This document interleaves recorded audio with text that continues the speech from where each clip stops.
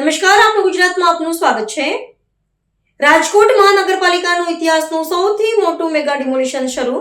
જંગલેશ્વર વિસ્તારમાં 7 ઝોનમાં વહેંચીને તોડકામની કામગીરી। 260 થી વધુ મશીનો સાથે મેદાને મનપા 64 જેસીબી અને 90 ટ્રેક્ટર તૈનાત। સુરક્ષા માટે 2500 થી વધુ પોલીસ જવાનોનો બંદોબસ્ત।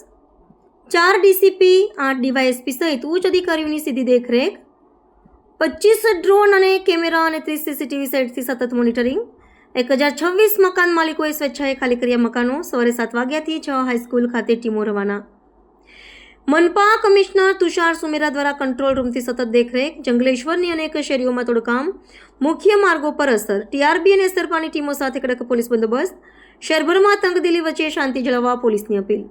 વહેલી સવારથી જ આરએમસીની ટીમો અને પોલીસની ટીમો દ્વારા જંગલેશ્વર વિસ્તારમાં આદિ નદીના પટમાં અને ટીપી સ્કીમ નંબર 6ની જે રોડ છે એને પોલી કરવાની કામગીરી હાથ ધરવામાં આવી છે અને સરકારી જમીન ઉપર જે દબાણ હતું એ દબાણ હટાવવા માટે આરએમસીની ટીમો અને પોલીસની ટીમો તૈનાત થઈ છે। કુલ 7 બ્લોક છે, જેમાં અલગ અલગ આરએમસીની ટીમો, પીજીવીસીએલની ટીમો અને પોલીસની ટીમો અત્યારે ડિમોલિશનની પ્રક્રિયા કરી રહી છે। હિટાચી અને જેસીબીની સાથે પીજીવીસીએલની જે ઇક્વિપમેન્ટ છે એ ટીમો કામગીરી કરી રહી છે અને સાથે સાથે પોલીસ પણ એન્ટી રાઇટ્સ ગિયર્સ સાથે અને વજ્ર વાહન અને વરુણ વાહન અને પ્રિઝનર વાહન સાથે કોઈ પણ એવી કાયદા અને વ્યવસ્થાને ચુનૌતી આપનાર પરિસ્થિતિને ટેકલ કરવા માટે તૈયાર છે અને અત્યારે પોલીસ કમિશનરશ્રી અને અધિક પોલીસ કમિશનરશ્રી દ્વારા આખા એરિયામાં ફૂડ પેટ્રોલિંગ કરી મોકા સ્થિતિનો જાયજો લેવામાં આવેલ છે અને આપ સૌને જણાવવા માગું છું કે શાંતિપૂર્ણ રીતે આખા એરિયામાં ડિમોલિશન ચાલી રહ્યો છે। કોઈપણ પ્રકારનો કોઈપણ જગ્યાએ ઘર્ષણ થયેલ નથી।